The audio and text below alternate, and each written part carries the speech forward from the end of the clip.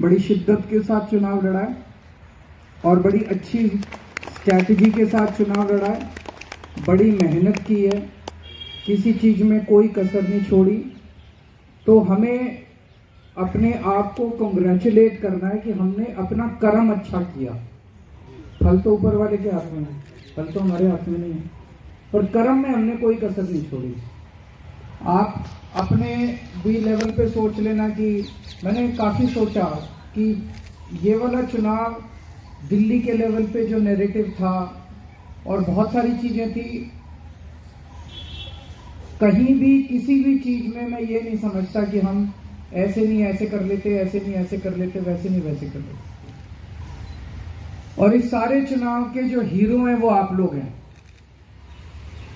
क्योंकि जो आपने बर्दाश्त किया, मैं कईयों को जानता हूं, आप लोगों से कई में से कईयों को मिलता था। कोई रात को 10 बजे आता था मेरे घर, कोई रात को 11 बजे आता था। जिस तरह का दबाव आप लोगों पे डाला गया, जिस तरह का धमकियां आप लोगों को मिली, आप में से बहुत लोगों को बहुत गंदी गंदी धमकियां मिली, ये कर देंगे, वो कर देंगे, बर्बाद कर देंगे, ऐसे कर देंगे, वैसे कर देंगे।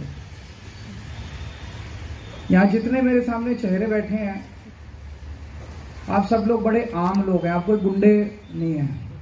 जैसे दूसरी पार्टियों में गुंडे होते हैं ना, तो मेरे को कई लोग इस बार चुनाव के दौरान कई दूसरी पार्टी वाले भी शामिल हुए।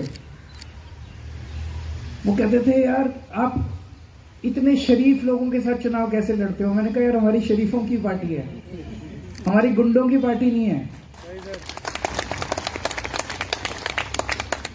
तो इतने मामूली आम लोग, आधे से ज्यादा हमारे तो मुझे लगता है 50-55 किलो के ही होंगे।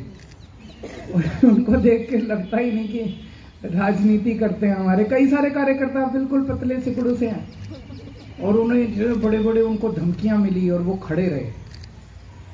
ऐसा नहीं कि वो गुत्था गुत्था उनसे हो सकते थे सामने, लेकिन उनके अंदर हिम्मत थी, उनके अंदर जज्बा था, दिल के अंदर जज्बा था। उन्होंने कहा देखा जाएगा। मेरे पास ऐसे, वो तो यहाँ मौजूद नहीं होंगे, कई सरकारी अफसर भी आए, बोले जी देखा जाएगा, अब नौकरी गई तो गई, देखा जाएगा। अति कर दी इन्होंने। तो उसके सामने आप लोग खड़े रहे। ये कोई छोटी बात नहीं थी, ये बहुत बड़ी बात है, ये बहुत बड़ी बात है। इन लोगों को ये लगा था कि ऐसे कर लेंगे तो गुंडागर्दी करके तो एकदम वॉक ओवर होगा। वॉक ओवर नहीं दिया हमने, हम अच्छा लड़े। उन्होंने लाखों रुपए, आप में से मेरे को पता है किस किस को ऑफर किए थे, कई लोगों को लाखों लाखों रुपए ऑफर किए। आप लोग टूटे नहीं, है ना? आपको भी किया था, वो देखो सबके हाथ उठ रहे हैं। पैसे ऑफर हुए, कईयों को पैसे ऑफर हुए, धमकियां भी कईयों को मिली, पैसे भी कईयों को ऑफर हुए, आप लोग टूटे नहीं। ये आपका भगवान के साथ रिश्ता है, जो आप लोग टूटे नहीं, आप सच्चाई के रास्ते पे अडिग रहे। मेरे साथ तो रिश्ता है ही है, वो रिश्ता जिंदगी भर चलेगा। ये रिश्ता एक चुनाव का या 2 चुनाव का नहीं है, ये रिश्ता जिंदगी भर चलेगा।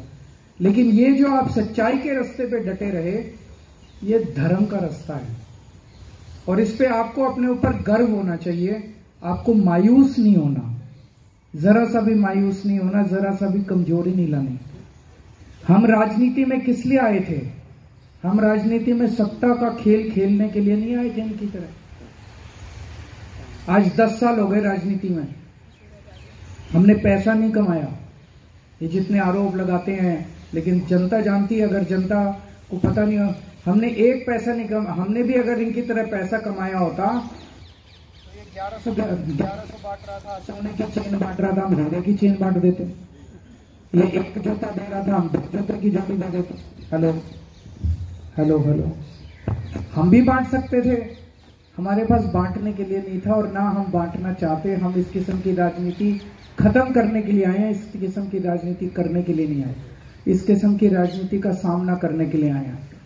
इसमें चाहे जितना टाइम लगे, लेकिन राजनीति को साफ करना, इस गुंडागर्दी और पैसे के बल पे जो चुनाव लड़े जाते हैं और जीते जाते हैं, हमने 2 चुनाव जीत के दिखाए, आगे भी जीत के दिखाएंगे।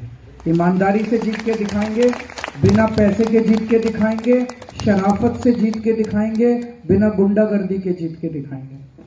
तो मायूस नहीं होना। दूसरी बात, 2010 याद करो, 2010 में कोई केजरीवाल को जानता था? कोई नहीं जानता था इस देश में।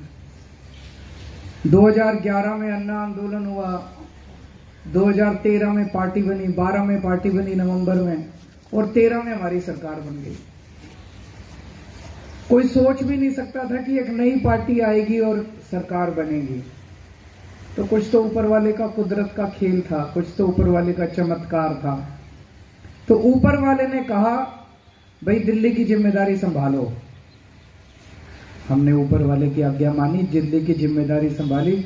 10 साल दिए ऊपर वाले ने।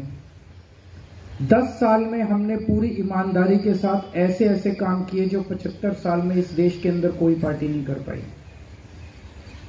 अब ऊपर वाले को कोई और मंशा है, तो ऊपर वाले ने हमारे को कहा भाई बस इतना ही था, तो ठीक है। अब जब सत्ता से बाहर हैं, सेवा मत छोड़ना। अपने अपने इलाके में जो आप जनता की सेवा कर रहे थे, सेवा करते रहना। पहले सत्ता के साथ कर रहे थे, अब सत्ता के बिना सेवा करना। जितने सेवा कर सकते हो, निस्वार्थ भाव से दूसरों की, गरीबों की, पड़ोसी की सेवा करना, यही जिंदगी का मकसद है। जिंदगी का मकसद केवल चुनाव लड़ना और चुनाव लड़ना और चुनाव लड़ना नहीं है। ये मत सोचना कि अब हम सत्ता में नहीं है तो अब 5 साल कुछ नहीं करेंगे। जो काम आप जनता के लिए कर रहे थे, पड़ोसियों के लिए, मोहल्ले के लिए कर रहे थे, अब आपके पास सत्ता नहीं है, बिना सत्ता के जो कर सकते हो उतना करना। कोई बीमार है, उसका अस्पताल में इलाज करा देना। किसी का बच्चा स्कूल में नहीं है, उसका एडमिशन करा सकते हो, एडमिशन करा देना।